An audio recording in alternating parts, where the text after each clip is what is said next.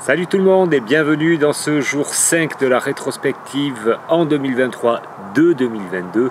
Ce jour 5 qui va représenter le 5e mois de l'année, donc le mois de mai. C'est parti!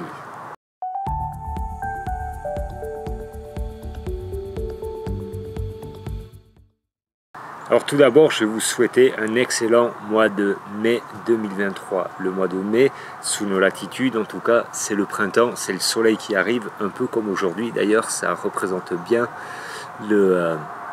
ce que ça veut dire ce mois. C'est la fin de l'hiver, ça commence à fleurir, les feuilles vertes et toutes douces qui commencent à sortir de leurs bourgeons. C'est vraiment un mois qui est doux, qui appelle à la vie, qui ramène à la vie. Et c'est un mois que moi j'adore en tout cas. Pour ce mois de mai, je vais vraiment vous souhaiter, vous aussi, d'éclore de votre bourgeon.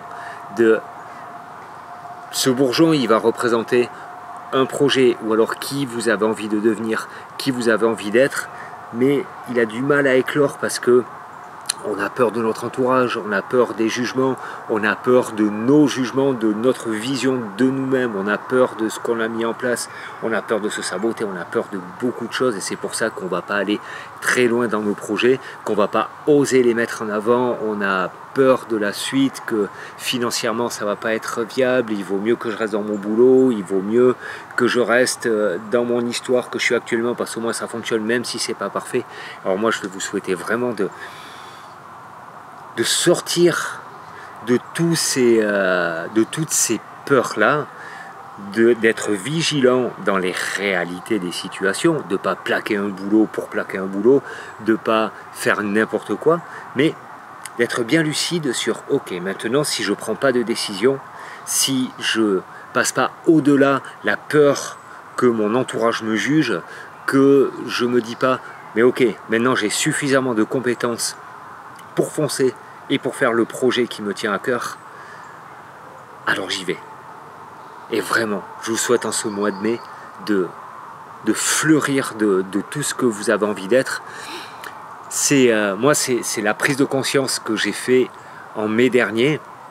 Je vous dis ça parce qu'au fur et à mesure, je remonte le fil de mes vidéos et je regarde mois après mois qu'est-ce qui est sorti des vidéos. Je ne l'avais pas fait avant et je le fais maintenant, c'est hyper riche.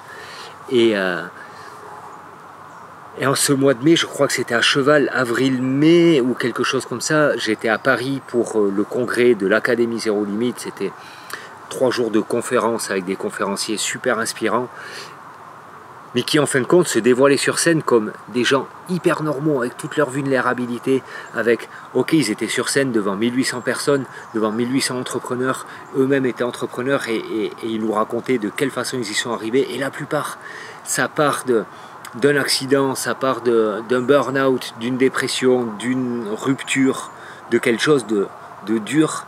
Et il a fallu qu'elle passe toutes ces étapes de légitimité, se justifier, de dépasser ça et de fleurir de eux-mêmes pour arriver à avoir leur business et de pouvoir être sur cette scène-là de 1800 personnes pour faire une conférence devant tous ces gens-là.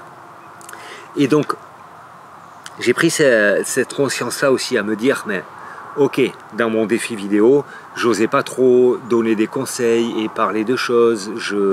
J'étais pas encore au courant que j'allais faire la formation que je suis en train de faire en ce moment parce que je venais justement de découvrir Geoffrey, mon formateur principal. Et là, j'ai revu cette vidéo qui se passe sur le trajet retour de Paris où je me dis, mais maintenant, je vais non seulement m'en foutre du regard des gens et du jugement et de ceux qui pourraient dire, mais au-delà de ça, c'est vraiment me détacher de tout ça. C'est plus que de m'en foutre, c'est en fait que ça n'existe plus. La vérité qui se passe, c'est que c'est un processus qui est long, mais la vérité aussi, c'est que j'ai pris cette décision-là, je l'ai appliquée par des moments, par bloc, ça a été plus ou moins facile au fur et à mesure des mois qui ont suivi.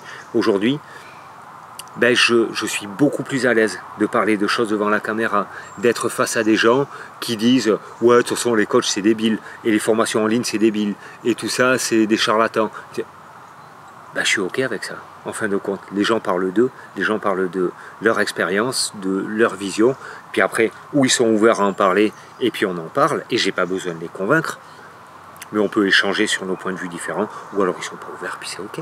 C'est ok, et puis je reste tout en amour déjà avec moi-même, avec eux aussi, et ça me permet d'avancer dans mon projet. Je me rends compte que j'ai encore du chemin à faire parce que la preuve en est, c'est que mon projet n'est pas abouti, mon projet n'est pas posé, et c'est parce qu'il y a encore des résistances qui sont un peu de cet ordre-là. Donc je vais me souhaiter ça aussi, vraiment de fleurir dans l'idée de ce mois de mai, dans l'image que le printemps nous projette, et à moi aussi de passer un petit peu plus à l'action.